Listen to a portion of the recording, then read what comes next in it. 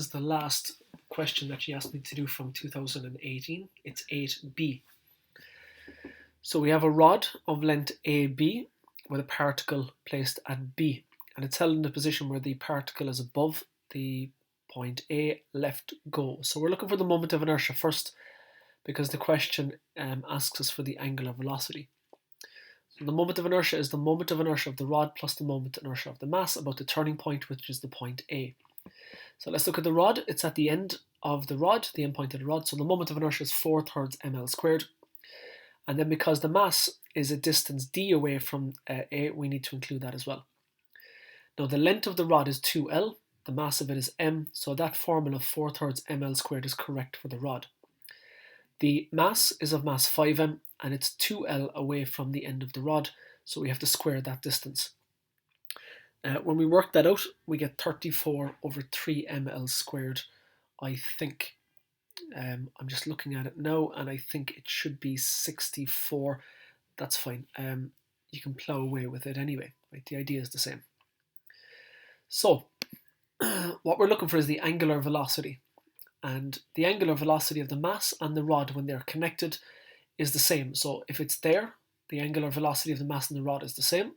And if it's there, the angular velocity of the mass and the rod is the same. And how I'm going to do this, I'm going to say the potential energy lost by the rod plus the potential energy lost by the mass equals the kinetic energy gained by the rod and the mass. So let's start with the rod.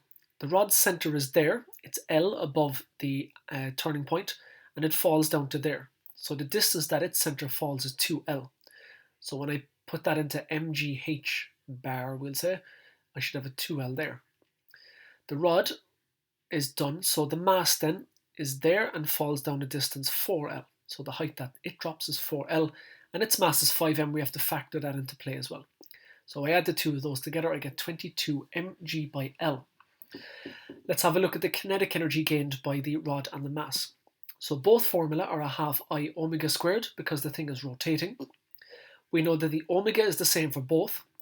So if I took out a half omega squared out of both of them, I'd be left with a half into the sum of the moments of inertia by W squared. And so we calculated the sum of the moments of inertia previously. I calculated that value incorrectly. I think it should be 64/3. All you have to do then is cancel off the values that you need to cancel off, and then work out a value for omega, which my incorrect version is that. You guys will get something else. I think underneath the line you might end out with 32, so 66g/32. Okay, so that's the first part. The second part then, you're told that the mass drops off. Now, if the mass drops off, the angular velocity is still the same, but now you're just dealing with a rod with that angular velocity. So what we need to do is have a look at energy lost equals energy gained again. In this particular instance, the kinetic energy lost at the bottom of the rod, because it has an angular velocity of something like that, equals the potential energy gained. And again, the potential energy gained causes the center of gravity of the rod to increase by a particular height. So kinetic energy is that.